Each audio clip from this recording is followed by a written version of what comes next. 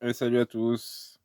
Petite vidéo pour RC Usinage 34. Alors, ça va aussi expliquer un petit peu le fonctionnement du bras de la Riley, donc de la moto. Donc, cette pièce existait en alu, maintenant c'est de la fonte d'alu. Donc, voilà, moi, ce que j'ai cassé ici. Donc, Mika, moi, je vais t'envoyer toute ta pièce. Alors, j'espère que tu vas bien capter le truc. Après, si tu peux pas la faire, il n'y a pas de souci. Alors, ce qu'il faut faire, en fait, c'est cette pièce en x2. Tu vois? Bon là, le petit creux dans l'arrondi, je sais pas si ça sert vraiment à grand chose. Par contre, tu vois là, j'ai un trou de fixation, c'est pour le guide chaîne, il est assez important. Comme c'est réversible, ça y est, des deux côtés. Tu vois, c'est vraiment les deux mêmes bras. Le petit trou ici, je sais pas à quoi il sert. Bon, toi de voir aussi. Pardon. Alors là, par contre, ce qui est important, c'est qu'on a le tendeur de chaîne. Donc c'est un trou fileté dans lequel on vient visser une vis par ici. Tu vois. Il faut que je puisse traverser avec ma vis, avec cette vis. Voilà. Ici, alors, les petits trous, c'est des filetages. Les gros trous, c'est juste pour permettre de passer la clé, tu vois, pour pouvoir dévisser un côté et l'autre. En fait, là, je sais pas si tu vois. Voilà, on a bien les filetages qui viennent de l'autre côté. Voilà, donc les gros trous, c'est des trous simples. Et les petits, c'est des filetages pour accueillir la vis M3, je ne sais pas. Voilà. Ensuite, la pièce en plastique, ça, il faut que ça reste en plastique, justement, puisque c'est fait pour alimenter et séparer le plus et le moins du gyro. D'ailleurs, ce qui est bizarre, c'est qu'il y a les vis qui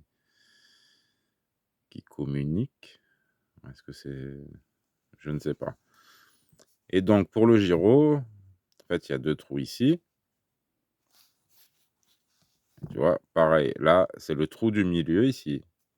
C'est avec un filetage dans lequel on vient mettre un BTR. Nous, on a le câble qui vient passer ici, et le BTR vient le coincer entre ça et le plastique. Bon, donc tu vois la forme. De toute façon, moi, je t'envoie le plastique, je t'envoie tout avec. Je te revise juste un petit peu ça, tu vois. Alors, oui, je crois qu'ils sont pareils, mais c'est vraiment les mêmes. À voir après, si tu me dis, bah, ça vaut pas le coup, ça va prendre trop de temps. Moi, je te dis là-bas, hors frais de port, il était à 80 €, le fraisé, vrai aluminium, mais ils ne font plus. Donc voilà, si tu peux le faire. Sinon, bah, tu me renvoies la pièce parce que j'aurais besoin de ça et ça, au cas où, hein. Donc si tu me le fais, tu me renvoies la pièce, tu me le fais pas, tu me renvoies la pièce aussi. Voilà, et puis après on s'arrange. Donc je te mets ça dans ton colis. Tu vois, regarde, je vais revisser de suite un petit peu. Je te remets ça dans ton colis, c'est-à-dire l'axial. Heureux propriétaire d'une belle machine. Tu vas t'amuser. Tu vois, je répète, hein, les gros trous, c'est pour passer le tournevis, et les petits, c'est pour le filetage. Tu as toutes les vis, tu as le truc en plastique. Ah, ça, faut pas le faire, je te répète, hein. Mais au moins, ça te permet de faire un montage, d'être sûr. Il y a que ces deux petits trous. Est-ce qu'il m'a mis de fêler, hein, mais ça doit être pour une option, je ne sais pas laquelle, frein à disque ou je ne sais quel truc. Donc voilà. Et donc là, j'ai la roue qui vient. Et ça, c'est très important parce que quand la chaîne se détend, il faut resserrer avec ça. Donc on ne peut pas réellement s'en passer, quoi. Voilà. Bon allez, je mets ça dans ton colis, j'espère que tu auras compris.